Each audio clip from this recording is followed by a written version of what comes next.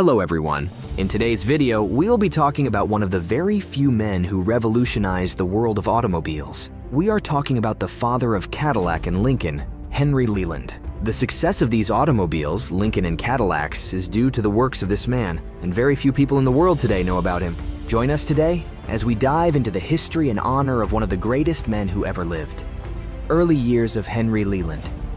The history of the automobile icon, Henry Leland, started back in the 19th century when he was born. He was born in Barton, Vermont in the year 1843 as the last child of 8 children. He had a very rough childhood and nothing really was easy for him, but he was hardworking and really special, totally different from the rest. Before the Civil War, he worked at Colt where he sold firearms and also worked various farming tools. His work with these farming tools improved his knowledge of the use of machines. At Colt, he learned how different parts of a machine could be interchangeable. After the Civil War, he had already become a young, ambitious man who was ready to take bold steps. He journeyed to Rhode Island and was hired by Brown & Sharp Tool Company. It was in this company that he picked up his skill in precision machining and engineering, a skill that probably had one of the biggest impacts on his career all through his life. As someone who was excellent, he was able to combine his skills from Colt and Rhode Island to bring about an invention that changed the world. He was outstanding. He was a technology guru. His journey to Detroit. Henry Leland was a goal-getter. He always wanted to be established. In his quest for his dreams, he moved to Detroit where a series of events that influenced his career happened. But before moving to Detroit, he went to Chicago where he tried to build a territory. However, his stay in Chicago is one he wouldn't have wanted to remember. He arrived at a period where workers in the city of Chicago stood up against the power of the industrialists. It was a pretty awful day as one of the protesters threw a bomb at the police. The policeman hit back with bullets, and there were a lot of casualties at the end of the day. It was a terrible sight to behold. Henry Leland, who wanted no problem for himself, packed his bags and moved down to Detroit. Now, what really happened in Detroit? At Detroit, Henry Leland felt at home. He saw Detroit as a place to fulfill his dreams. Here, he was able to establish one of the most reputable machine shops in the city in the late 1800s called Leland and Falconer. The machine shop produced gears and machine tools of great quality. The excellence of the machine shop could not be hidden, and almost everyone in the city knew of the great works of Henry Leland. An automobile veteran, Ransom Olds, was also a beneficiary of this great machine shop. Ransom used Henry Leland's gear and machine in his automobiles. Leland saw great potential in the automobile created by Ransom Olds and decided to form a partnership with him. The partnership was very serious, and so many contracts bound them. Because of his excellent skills at precision machining, Leland was able to build engines that powered Ransom's automobiles to a different level, higher than his competitors. It was a successful project, but the partnership did not last. The cost of production of the machines was really high, and Ransom Olds could not meet up the demands. However, Leland kept moving. He trusted his abilities and never stopped believing in himself. Rise of Cadillac. After a while, Henry Leland became employed in the Cadillac automobile industry, and because of his level of expertise, he rose to the top of the company very fast and became the head. He then renamed the company Cadillac Motor Company. Within 5 years of Leland's leadership, Cadillac became one of the best-selling cars in the United States. The qualities of these cars could not be denied. Henry Leland was at the peak of his powers. He was able to use his skills of interchanging different parts of a machine to reduce the cost of production of these machines and generate more money. In the year 1908, a competition hosted by England's Royal Automobile Club challenged automobile producers to test for the precision of the standardized part of their cars. Fortunately, only Leland's automobiles were present, and they were all tested. 3 Cadillacs were transported to England to partake in the challenge. The parts of the Cadillacs were loosened, disassembled, and mixed. The results of this parts mixing were perfect, and all 3 cars functioned perfectly. This competition was a testament to Leland's intelligence, and Cadillac was given an award for being the company that produced the best innovation that year. Despite the growth of Cadillac during the reign of Henry Leland, there was still fierce competition amongst different producers in the market. The head of General Motors, William Durant, came up with a proposal. He proposed that Cadillac become a part of the GM Motors organization. Without batting an eye, Henry Leland accepted the proposition and received a whopping amount of $4.5 million. This collaboration led to Cadillac being the major product of General Motors, and the sales they made generated a lot of money for the company. The story of World War I.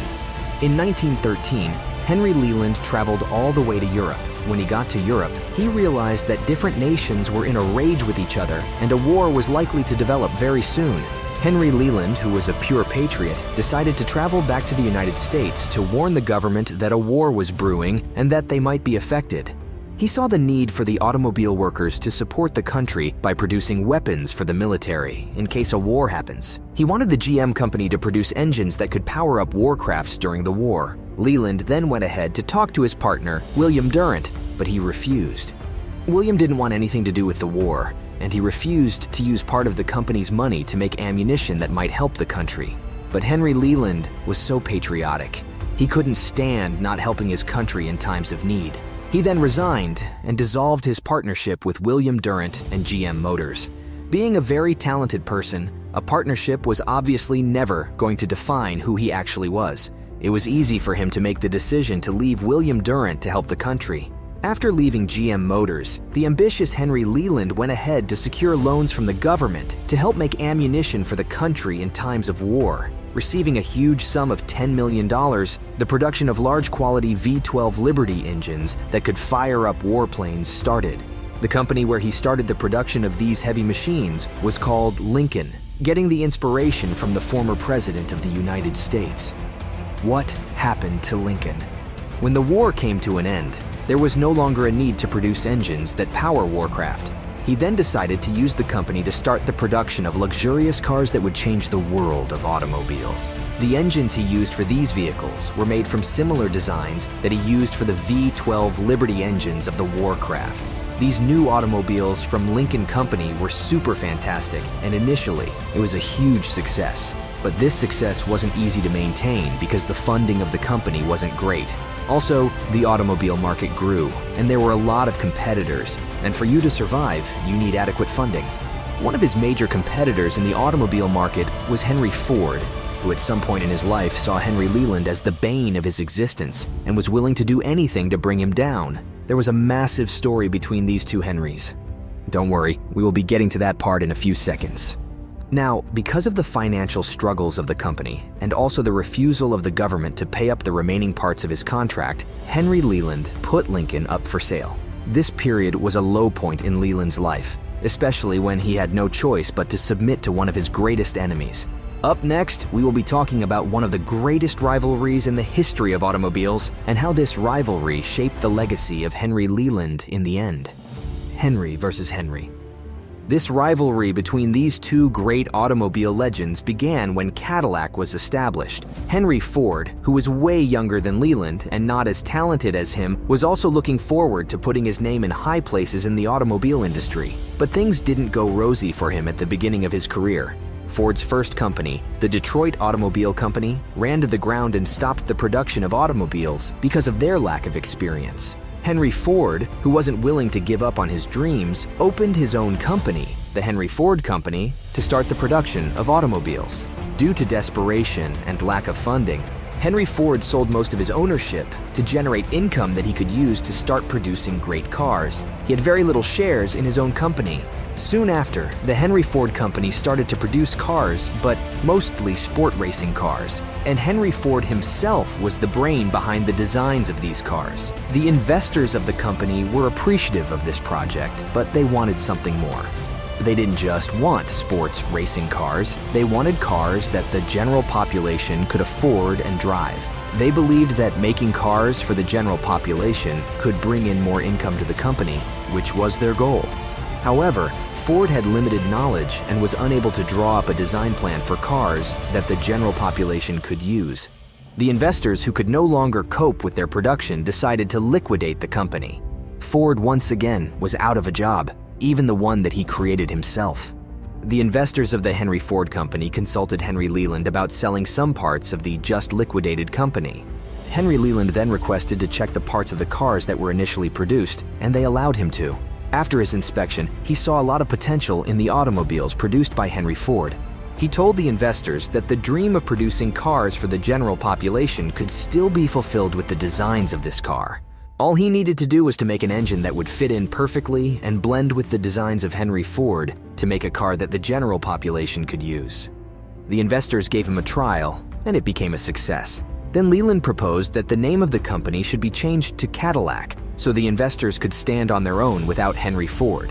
So, Leland used Ford's design ideas to produce automobiles for Cadillac, which is one of the most successful automobile companies in the world today.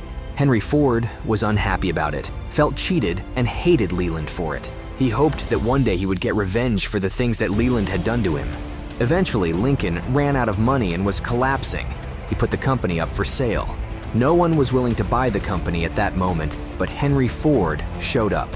Henry was ready to get his revenge and couldn't misuse this great opportunity given to him. The company was valued at $16 million during the sale period. However, with no willing buyers, Ford proposed to purchase it for $5 million. Leland was desperate to sell the company and had no choice but to accept the price. Ford later paid $8 million for the company after a judge decided to make the sale go through for $5 million. It was probably one of the lowest points in his career, one which he might never forget. Both men agreed to work together in the Lincoln Company, but as the saying goes, false friends are worse than open enemies. Both of them had different plans, but in the end, Leland was on the losing end. Ford forced Leland's workers to work with crude tools, leading to the production of low-quality automobiles. Ford made Leland's life a living hell. After so many lost battles, Ford ensured that Leland was pushed out of the company and blocked his entry when Leland tried to make a comeback. All of these events broke Leland into pieces, and he had no choice but to retire. In 1932, Henry Leland died. Despite his impact on the world of automobiles, he has no company to his name, unlike his counterpart, Henry Ford. But his legacy still lives in the hearts of many, a legend of the automobile industry. Thank you so much for watching. Be sure to like and subscribe for more videos, and I'll see you at the next one.